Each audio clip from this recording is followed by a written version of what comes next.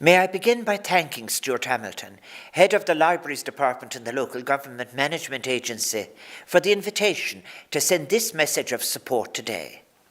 The Ireland Reads initiative is such a good idea and so rightly is placed within the government plan for living with COVID-19.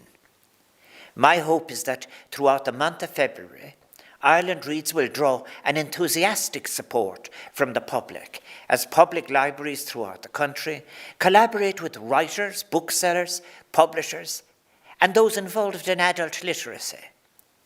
This national campaign is so valuable and indeed necessary.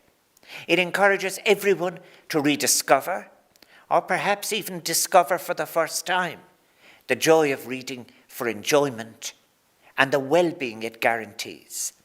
The initiative aims to help us all to combat so-called lockdown fatigue by encouraging us to reacquaint ourselves with the wonders of literature and the pleasures of reading, to take time to sit and enjoy a book, or perhaps a poem, a newspaper, a magazine, or comic, or whatever it is that the eyes might fall upon.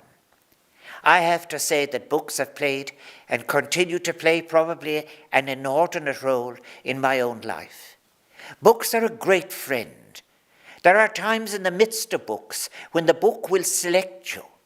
As the great mystic Thomas Merton put it, it was something he called the serendipity of books. A book may be a friend for life. Libraries are the oxygen of public life, and most important are the library staff who have created an atmosphere for generations of Irish children, women and men.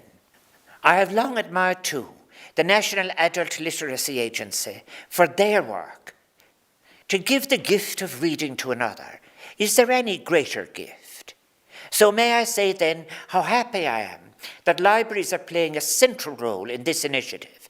Libraries are places for the quiet engagement of the soul, for a peaceful contemplation of any neglected curiosity, of intellectual awakening. They are, to use Socrates' metaphor, the delivery room for the birth of ideas, encouraging young and old to be inquisitive about the world in which we live, about how our past is part of what has shaped our present, and about how we might use our knowledge and talents to create a better future, helping us achieve a sense of belonging, of cohesion. The books in our libraries offer us information and ideas, but they also stimulate us to pursue more knowledge and to form new ideas of our own that add to our curiosity and encourage our open-mindedness for the benefit of ourselves, our friends, and our communities. It has been proven, too, that taking time each day to read for pleasure is one of the best ways we can combat fatigue and anxiety associated with the COVID-19 pandemic and the associated restrictions that we all must endure. Books are windows to so many worlds, both real and imaginary. Indeed, it has been said that to acquire the habit of reading is to construct for yourself a refuge from almost all the difficulties that life thrusts upon us.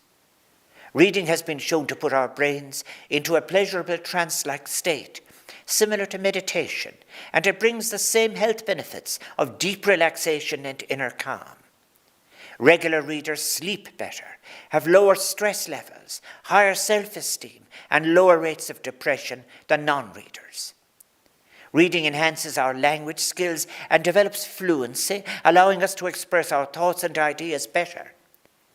Books respond to our thirst for knowledge. Through books, we learn about how things work, understand different cultures, and seek to comprehend the histories of the world. There can be no doubt that a love of reading and of good literature is one of the greatest gifts that we can offer our children.